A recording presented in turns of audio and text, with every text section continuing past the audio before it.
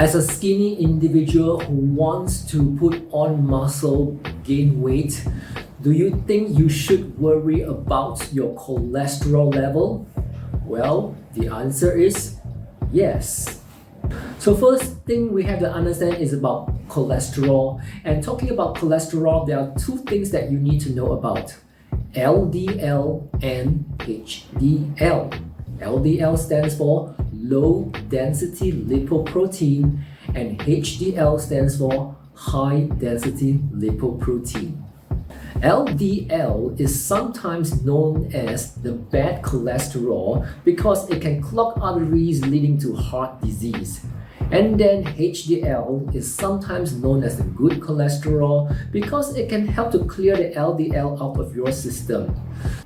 So you can think of HDL as a good friend that you have, helping you to clear out whatever trash in your system. And then next we have to talk about triglycerides, which is a type of fat in your body.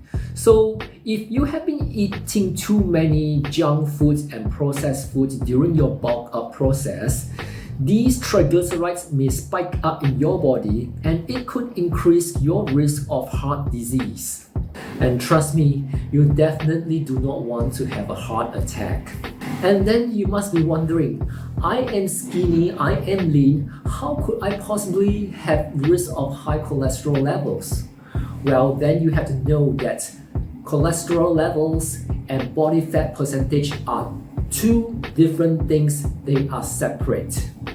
Skinny people can still have risk of having high levels of LDL and triglycerides, and these things can silently increase the risk of heart disease. So what is the most important message over here? And that is, you have to bulk up smartly in a healthy way and keep your heart healthy. And these are the things that you need to take note and implement in your bulking up lifestyle. Prioritize lean proteins like chicken, fish, tofu and legumes instead of the high fatty cuts of red meat. Choose healthy fats, for example, avocados, nuts, seeds and olive oil, and avoid excessive butter and processed snacks. Also, watch the quality of your carbohydrates. Always try to stick to whole grains like oats, quinoa, and fiber-rich vegetables, which can help to manage triglycerides. Keep your processed foods consumption to a minimum, and that means lesser greasy fast food meals and have more home-cooked goodness. And perhaps this one may be something that you might not want to do, but it is still important, and that is cardio. You see, cardiovascular exercises like, for example, swimming, jogging, cycling, or even brisk walking, these are some of the activities that can help to lower LDL and at the same time raise HDL. But then you must be wondering, I want to bulk up. Why should I do cardio? Wouldn't it burn more calories and create caloric deficit? Well, not exactly. So you can do it in a way by keeping it to low or to moderate intensity, and maybe limit it to just 2 to 3 sessions per week. Alternatively, you can also consider doing lifestyle cardio. For example, taking the stairs instead of the lift, cycling to work instead of taking the public transportation, or maybe going for some short walks during the day. Lifestyle cardio may not make you feel like you're having a cardio workout, but it can still keep your cholesterol in check.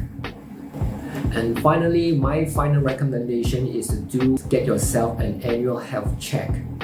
There is no way of knowing your cholesterol level just by looking at the mirror. A simple blood test can tell whether if you have risk of LDL or triglycerides, whether they are all in a healthy range. And here's the thing, early detection is the key. So there it goes. You want to bulk up? Yes, but bulk up wisely and do it in a healthy way. Yes, you want to eat enough calories to maintain a caloric surplus for muscle growth, but at the same time, you have to prioritize eating the right foods and doing a little bit of cardio to keep your heart healthy.